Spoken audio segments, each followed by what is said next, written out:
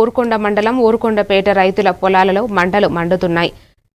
జకినాలపల్లె substation పరిధిలోని 11 kV విద్యుత్ line తీగలు తెగబడి మంటలు చెలరేగాయి. విద్యుత్ సరఫరా ఆపేయాలని ఫోన్ చేసినా విద్యుత్ సిబ్బంది స్పందించడం లేదని రైతులు ఆరోపిస్తున్నారు.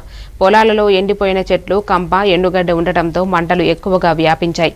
ఎట్టకేలకు రైతులు చాకచక్యంగా మంటలు ఆర్పేయడంతో ఎలాంటి ఆస్తి ప్రాణ నష్టం జరగకపోవడంతో ఊపిరి పీల్చుకున్నారు. కాగా నిర్లక్ష్యం వహిస్తున్న విద్యుత్ సిబ్బందిపై రైతులు ఆగ్రహిస్తున్నారు.